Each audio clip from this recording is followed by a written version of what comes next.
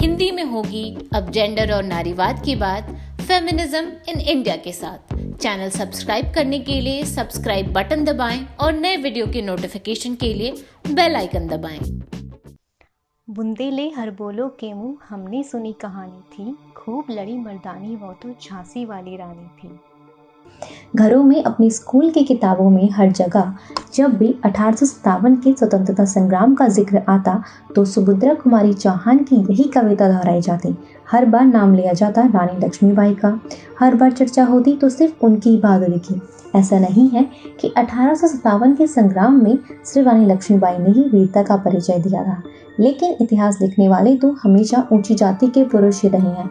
ब्राह्मणवादी पितृसत्ता और जातीय व्यवस्था हमारे समाज में सदियों से मौजूद है, तो हमेशा की तरह इस संग्राम में दलित, बहुजन और आदिवासियों के योगदान को वह सम्मान नहीं मिला, उनका जिक्र उतना नहीं किया गया जिसके वे हकदार थे। कई सेनानी तो इतिहास के इन गलियारों में गुम ही हो गए। ऐसी ही एक सेनानी थी झलकारी बाई, जिनकी बहादुरी का जिक्र हमारे इतिहास की किताबों में रानी लक्ष्मीबाई के साथ करना जरूरी तक नहीं समझा गया। झलकारी बाई दलित समुदाय से ताल्लुक रखने वाली एक वीर सेनानी थी, जिन्होंने रानी लक्ष्मीबाई की सेना की तरफ से 1857 के संग्राम में एक महत्वपूर्ण भूमिका निभाई थी। 22 नवंबर 1830 को झलकारी बाई का जन्म झांसी के गांव भोजरा में हुआ था। झलकारी बाई ने कम उम्र में ही हथियार चलाने, घुड़सवारी जैसी कलाएं सीखनी शुरू कर दी थी। कहते हैं कि एक बार तो जंगल में अपने मवेशियों को बचाने के लिए वह एक तेंदुए से भिड़ गई, तो एक बार वह गांव में आए डकैतों के गिरोह से लड़ पड़ी। फिर क्या था, छोटी सी उम्र में उनकी बहादुरी के चर्चे गांव-गांव में होने लगे। उनकी बहादुरी से सैनिक पूरन कोरी बेहद प्रभावित हुआ, जिससे आगे चलकर झलकारी बाई की शादी हो गई। पूरन ने ही झलकारी बाई को झांसी की सेना और रानी लक्ष्मीबाई के बारे में बताया। झलकारी बाई और रानी लक्ष्मीबाई दिखने में बिल्कुल एक जैसी थी। चेहरा, कद-काठी काफी मिलती जुलती थी।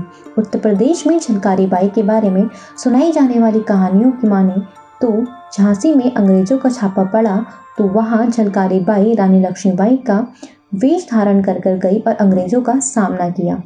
उनकी बदौलत ही रानी लक्ष्मीबाई झांसी के किले से सुरक्षित निकलने में कामयाब हुई थी।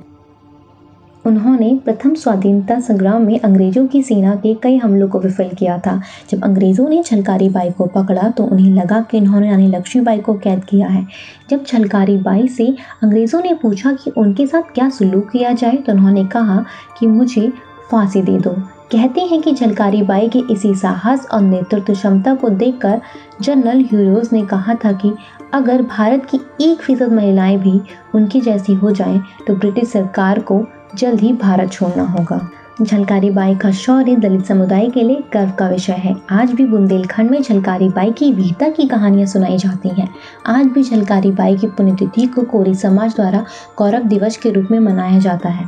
भारत सरकार ने 22 जुलाई 2001 में झलकारी बाई के सम्मान में एक डाक टिकट जारी किया था। साथ ही उनकी प्रतिमा राजस्थान के अजमेर और उत्तर प्रदेश के आगरा जिले में स्थापित की गई है। इसके अलावा लखनऊ में एक धर्मार्थ चिकित्सालय भी शुरू किया गया है। लेकिन सवाल तो तब भी बरकरार रहेगा कि क्या ये स्मारक, ये डाक टिकट काफी हैं, क्योंकि राष्ट्रीय स्तर पर उन्हें वह पहचान नहीं मिली है जिसकी वह हकदार है, जैसी पहचान रानी लक्ष्मीबाई को दी गई है।